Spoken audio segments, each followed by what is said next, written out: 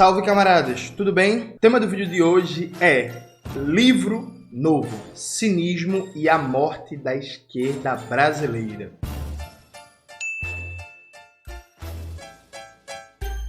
Antes de começar propriamente o tema do vídeo do canal, quero muito agradecer a você que ajuda a manter e melhorar nosso canal a partir do Apoia-se. Seu apoio é fundamental para a gente continuar o nosso trabalho. Se preferir o Pix, está aparecendo aqui como QR Code na tela do vídeo. Lembrando que a gente tem uma lista de transmissão no Zap com todo o conteúdo que a gente produz e recomenda. Entra lá e não perde nada. Camaradas, note, começou a pré-venda do meu novo livro a quatro mãos, meu e de Eribaldo Maia, O Cinismo e a Morte das Esquerdas. Coloca na tela, Maxwell, a capa, deixa aí um tempo, ficou bonita demais, fantástico. Esse é um livro que junta a minha reflexão a de Eribaldo. Nós temos muitas afinidades, também muitas divergências. A gente tem um trajeto de formação bem diferente, né? Eribaldo tem um domínio muito maior na filosofia política, na psicanálise, no tema da subjetividade, da psicologia e por aí vai.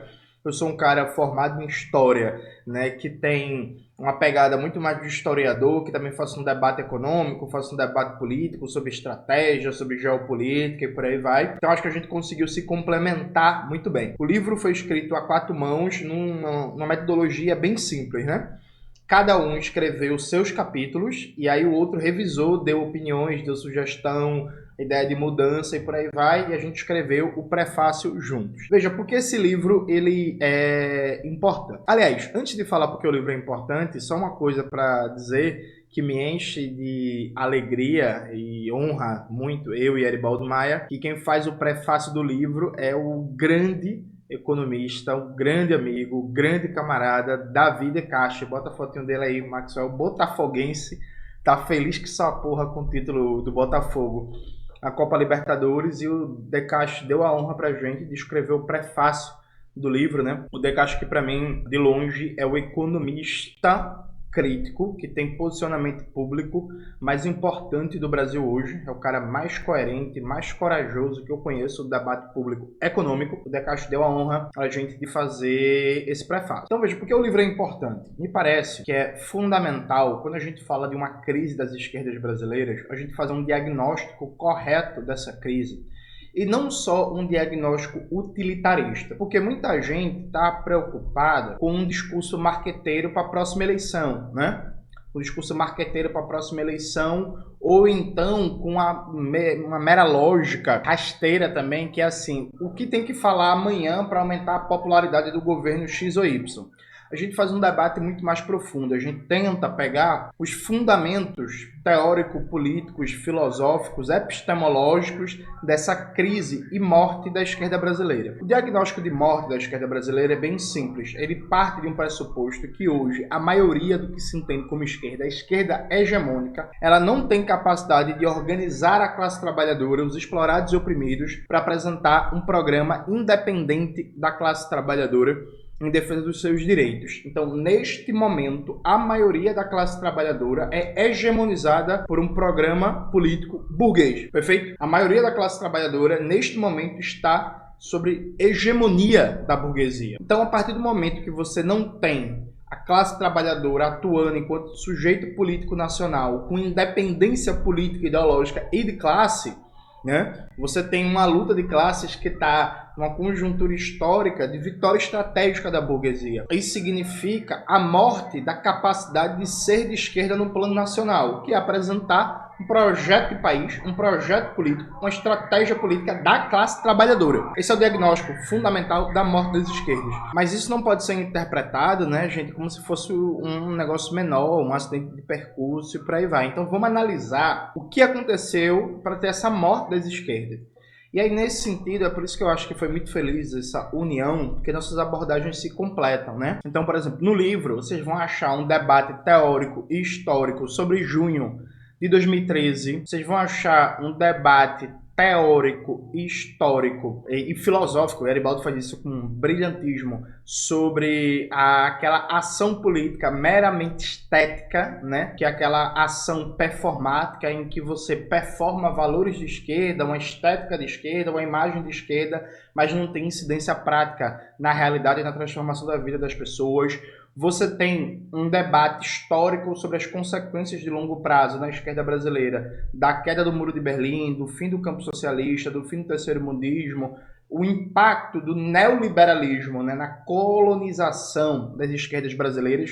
E aí nesse debate sobre o neoliberalismo eu achei massa, né, porque eu faço um debate muito mais econômico, né, de política econômica e tal, e Garibaldi tem um debate sobre o neoliberalismo que é bem diferente do debate que eu faço, né. Enfim, ele parte, inclusive, de referências teóricas diferentes para pegar aquele debate sobre nova razão do mundo, sobre neoliberalismo e sofrimento psíquico, tudo isso que Garibaldi domina. Então a gente faz uma reflexão também muito profunda sobre o impacto do neoliberalismo na colonização das esquerdas brasileiras. Então, você tem um diagnóstico que do negativo, ou seja, do que deu errado, do que está dando errado, você consegue traçar os caminhos para o positivo, do que a gente deve fazer. Tudo isso, gente, sem receita de bolo. Nosso objetivo está dito abertamente no prefácio. Não é dizer que é fácil, não é dizer que é fácil, não é dizer assim, ó, receita pronta aqui, ó, receitinha pronta para resolver todos os problemas da esquerda brasileira. Veja, ninguém sério acha que é fácil. Ninguém sério acha que é um passeio no parque você reconstruir a força político-ideológica e organizativa da classe trabalhadora no Brasil. Quem vier para você com fórmula mágica, um unitarismo, tem que focar no econômico, quem vier com você com fórmula fácil, desconfie, né? A fórmula não é fácil. Mas me parece que está consolidado vários aspectos de um diagnóstico crítico do que deu errado e de onde a gente partir para esse processo de reconstrução da esquerda brasileira. E aí eu vou gravar outros vídeos do canal, né, conversando com vocês sobre o livro. Esse aqui é um mais introdutório. E aí no livro eu quero destacar para vocês 3 pontos que eu acho fundamentais, assim, que a gente debate, né, eu e Garibaldi, e acho que a gente conseguiu debater bem, assim, modéstia à parte. Acho que a primeira coisa é que a gente consegue fazer uma análise muito boa do mito da correlação de forças. O que é que eu chamo de mito da correlação de forças? Veja, para quem eventualmente não saiba, muito da linguagem da esquerda, e particularmente do movimento comunista, vem do meio militar, percebe? Vem do meio militar. Inclusive, a rigor, a teoria política, ela é quase que um derivado da estratégia militar, sabe? É isto. A rigor, a teoria política é quase que um derivado da estratégia militar. E obras clássicas da teoria militar, como o livro Da Guerra, do Clausewitz, são quase que manuais básicos, bíblias para o pensamento político, para a teoria política, para formular, pensar a estratégia política. E aí, a ideia de correlação de forças é mais uma ideia que vem do meio militar. Inclusive, é curioso, né? Outro dia desse eu conversando com uma amiga minha, a Raquel, ela perguntando, ô Jones, por que vocês se chamam de militantes? Sabe que a palavra militantes também vem de militar, né, gente? Tem uma similaridade aqui. A correlação de forças, ela é uma análise da situação no tempo presente, onde você vai buscar captar a força de cada uma das tropas ou dos campos políticos em enfrentamento. Mas a correlação de forças, ela é dinâmica, necessariamente. Então, quando você faz uma análise da correlação de forças, aquilo ali não é nunca o final da conversa. É como se uma análise da correlação de forças, ou como diria Gramsci, das relações de força, ela tem necessariamente 2 momentos. O primeiro momento é, a situação é esta. Ponto. Aqui, objetivamente, o mais frio e realista possível. A situação é essa. Ponto. Aí, o segundo momento deveria ser o que a gente faz para mudar a correlação de forças, percebe? O segundo momento da conversa deveria ser esse. O que a gente faz para mudar a correlação de forças? Se criou no Brasil uma cultura política, né, uma subjetivação da militância de esquerda, em que a análise da correlação de forças é uma espécie de desculpa subjetiva para a paralisia, em que só tem um primeiro momento, uma leitura de um cenário negativo e nunca tem um segundo momento, que é o que fazer para mudar a correlação de forças. Então acho que a gente faz um debate muito bom sobre isso, destrincha bem esse aspecto, como na verdade no Brasil a análise da correlação de forças não é análise, é desculpa para paralisia, prostração e rendição ideológica. O segundo debate, acho que o livro consegue fazer muito bem, e é isso, nos próximos vídeos eu vou destrinchar para vocês capítulos e tal, mas o segundo debate que eu acho que o livro faz muito bem é a ideia da iniciativa política, que está diretamente ligada à mudança da correlação de forças, né? Veja, toda conjuntura, por mais desfavorável que seja, ela sempre guarda contradições. Porque aqui vou pegar uma fala que seria clássica de Aribaldo, né? Existe como elemento ontológico a negatividade do real. O real está sempre em movimento, a realidade está sempre em transformação. Então nenhuma desgraça eterna é para sempre, percebe? Então assim, mesmo nos momentos mais difíceis, mais desfavoráveis, é possível você vislumbrar possibilidades, brechas para ação política que pode ter um conteúdo qualitativamente transformador e você alterar a correlação de forças. Dito de maneira mais didática, a pauta do fim da escala 6x1. Veja, explodiu esse ano, 2024, uma correlação de forças extremamente desfavorável, a pauta ganhou tração de massas e conseguiu, por exemplo, emparedar vários elementos da direita brasileira que simplesmente não tinham discurso, não tinha resposta frente à luta pelo fim da escala 6x1. Então toda a conjuntura tem inscrita contradições, questões, dilemas, problemas que podem ser capturadas pela análise teórica e instrumento de ação política, que pode dar certo ou não, pode ser bem feito, mal feito, mas assim, sempre há possibilidade de ação política, né? Sempre há possibilidade de ação política. E o pressuposto de uma força política transformadora, radical, revolucionária, é procurar enxergar as contradições escritas na realidade para pautar uma ação política transformadora que intensifique a consciência de classes e a possibilidade de transformação política, percebe? Então veja, no Brasil de hoje, a gente tem várias pautas que têm um altíssimo potencial transformador, mas o que se chama de esquerda não tem majoritariamente um programa ofensivo. É muito pautada por uma lógica de resistir, de lutar contra o retrocesso e tal. Mesmo que, então, no Brasil, a gente tem, por exemplo, hoje, 72 milhões de pessoas endividadas, né? O Desenrola não tirou ninguém, viu, gente? Só para vocês saberem. Então, veja, isso é uma pauta popular gigantesca. O endividamento das famílias. Hoje, no Brasil, todo mundo está sentindo, quando vai no supermercado, um aumento do custo de vida do preço dos alimentos, porque esse ano, segundo dados do IBGE, a inflação de alimentos foi 4,5%, então as pessoas estão sentindo. O Brasil também explodiu agora, no começo de dezembro, diversos casos de violência policial, colocando inclusive alguns setores da direita brasileira na defensiva também, ao ponto do canalhazinho lá do Tarcísio Freitas ter falado que agora mudou de opinião e agora é a favor das câmeras policiais. Então sempre tem contradições, problemas estruturais, problemas de longo prazo, problemas mais imediatos que explodem na conjuntura. A grande dúvida é por que majoritariamente se chama de esquerda nunca aproveita isso. Eu vou dar até um exemplo para vocês. Veja, eu conversando com o Aribaldo, né, a gente para fazer o livro, aí eu dei um exemplo para o Aribaldo que eu acho fantástico. Eu fiz assim, Aribaldo, eu acho engraçado, né? Esse povo aí, social-liberal, neoliberal de esquerda, fala muito que nós comunistas não elegemos deputado. Beleza, né? Vocês sabem as críticas que eu tenho à política eleitoral dos comunistas, como a gente precisa melhorar. Tem vários vídeos no meu canal fazendo debate sobre isso. Mas tem uma coisa que é curiosa, veja, se um partido progressista de esquerda, qualquer porra dessa, tem uma bancada, como é o caso do PT, com mais de 30 deputados, o PT acho que tem 40 e tantos, 50, alguma coisa assim. Veja, se você pega 20 deputados, 20 mandatos, e coordena esses 20 mandatos para fazer uma campanha com unidade de ação, sabe?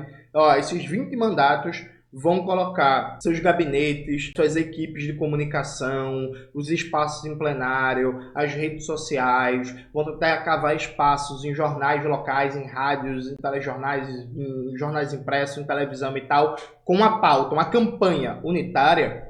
Veja, você consegue pautar um tema com relativa facilidade, tá ligado? Porque, inclusive, como hoje deputados federais têm muitas emendas parlamentares, têm muita capacidade de orçamento, de investimento, eles têm uma capilaridade, uma amarração com vários movimentos, artistas, personalidades, não sei o que. Então vamos imaginar, por exemplo, que seja prioridade absoluta de 20 mandatos parlamentares fazer um debate sobre por que o preço dos remédios é tão caro no Brasil, considerando que mais de 120 milhões de brasileiros são consumidores regulares de medicamentos, porque o preço do remédio é tão caro no Brasil e porque a gente tem todo ano déficit bilionário no comércio de fármacos, né? Em 2023 foram 9,8 bilhões de dólares de déficit comercial de fármacos, ou seja, que a gente comprou remédio de fora, não produz aqui, encarecendo o SUS, mandando riqueza para os monopólios estrangeiros, para os países centrais do imperialismo. Então, assim, prioridade, pauta extremamente popular, preço do remédio, preço do remédio. Uma pauta, inclusive, policlassista, né? Porque pega a classe trabalhadora mais fodida, pega a classe trabalhadora com melhores condições de renda, pega a classe média baixa, pega a classe média média, pega a classe média alta, pega até alguns setores de mais dinheiro, sabe? Enfim, a depender de que doença a gente esteja falando, de que tratamento médico a gente esteja falando. Então, por exemplo, por que não tem nunca uma iniciativa política dessa? Sabe? Vocês têm que se perguntar isso. Porque, assim, tem estrutura pra caralho, né? Estrutura de mandato, estrutura de sindicato, estrutura de não sei o quê, e não é usado. Então, assim, tem um déficit de ação política para pautar o debate e colocar em praça pública, em movimento, um programa político, né? No sentido do interesse da classe trabalhadora. Por quê? Eu acho que a gente faz esse debate muito bem. E aí tem um mérito também no livro, terceiro ponto, inclusive isso é devido muito a Eribaldo. Eu faço também, mas acho que Eribaldo faz mais e melhor do que eu, que é uma autocrítica, uma crítica, né, ao campo comunista também. Porque, veja, gente, e aí eu falo isso há muito tempo, tanto internamente na minha antiga organização, faço os debates hoje também no PCBR, está lá no livro também. Enfim, Eribaldo tocou isso com brilhantismo, que é, bicho, beleza, a gente vai ficar dizendo que a social-democracia é uma merda. Eu também acho, é isso. Vai ficar dizendo que esses liberais de esquerda são uma merda. Eu também acho, é isso. Dito isto, a gente precisa explicar por quê. Se os sociais-liberais são uma merda tão grande, o que é que nós comunistas estamos fazendo de errado que a gente não superou eles ainda? Porque a gente ainda não é direção do movimento operário popular, porque a gente ainda não é hegemônico na esquerda brasileira. Ah, não, Jones, porque eles têm mais dinheiro. Veja, isso é desculpa safada, viu? Porque dinheiro por dinheiro, a burguesia sempre vai ter mais dinheiro. Esse é o argumento. Assim, claro, sim, o social-liberalismo vai ter mais dinheiro, mais espaço da mídia burguesa, mais influência e tal, mas isso não explica a nossa incapacidade de disputar a hegemonia com esse campo. A gente precisa fazer uma autocrítica sobre o sentido do que é ser comunista e como a gente está pensando a ação política e a organização popular no Brasil. Eu acho que tem um debate ali muito rico sobre essa coisa do comunista estético, né? Que é a pessoa que acha que ser comunista é meio que consumir uma cultura, consumir um determinado nicho de atividades, é se vestir de uma determinada forma, é ter um conjunto de opiniões, é ter um consumo cultural de filmes, de séries e tal, não sei o quê, e que não está conectado à ação política junto à classe trabalhadora, organizando a classe e potencializando o processo de formação de consciência revolucionária. Então esse debate acho que está muito bem colocado, porque assim, para mim toda obra que se propõe a fazer um balanço da esquerda e que tem como premissa fazer a crítica à esquerda liberal, ela está incompleta se ela não fizer a autocrítica da esquerda revolucionária. Porque assim, o grau de peleguismo da esquerda liberal é correlato ao grau de incapacidade que nós, de esquerda revolucionária, estamos tendo para pautar a conjuntura, dado que se a gente fosse mais forte, necessariamente por elemento de pressão, a esquerda liberal teria que ser um pouco menos pelega, entendeu? Assim, por definição, né? Porque os campos políticos existem em contato, em contradição e disputa. Então, se a gente fosse mais forte, tivesse mais capacidade de atuação política, o campo da esquerda liberal tem que ser menos pelega e vendida. Então, é claro que nós não somos responsáveis pelo nível de rendição ideológica deles, mas a nossa incapacidade de ação política explica também o quanto a coisa está degradada, né, no Brasil. Então esse debate ali também está muito bem feito e aí destaco com méritos fundamentais para Eribaldo. Meu irmão, Eribaldo é um cara genial. Eu gosto muito de Eribaldo, viu? Teve um tempo no Twitter que a galera ficava atacando Eribaldo e eu briguei com um bocado de gente para defender Eribaldo. Primeiro porque eu acho que Eribaldo estava certo. Segundo, que Eribaldo não briga com ninguém, é um cara super gente boa. Eu brigo com os outros, eu que sou mais brabo. Eribaldo é uma espécie de Mahatma Gandhi sem o lado ruim de Mahatma Gandhi, né? Que tinha uma bocada de mazela na biografia dele. Eribaldo é o Mahatma Gandhi do bem, pô. Esse homem não quer guerra com ninguém. E eu acho que vocês vão gostar do livro. A partir do ano que vem a gente vai começar a fazer os lançamentos presenciais. O livro está em pré-venda. Comprem, tá com desconto. Bota aí na tela, Maxwell, mais uma vez. E é isso, a partir de 2025, rodando o Brasil, fazendo o lançamento de Cinismo e a Morte da Esquerda Brasileira. Nos próximos vídeos do canal eu volto aqui com vocês para conversar mais sobre o livro, explicar por que o título, algumas pessoas estranharam cinismo. Por que, Jones, a palavra cinismo? A gente vai explicar, falar um pouco dos capítulos e por aí vai. Aguardem que vai ser bom. É isso, galera. Espero que vocês tenham gostado do vídeo hoje do canal. Não se esqueça disso. Se inscrever no canal, ativar o sininho, curtir esse vídeo, compartilhar. Tudo isso que vocês já sabem. Um beijo e até a próxima.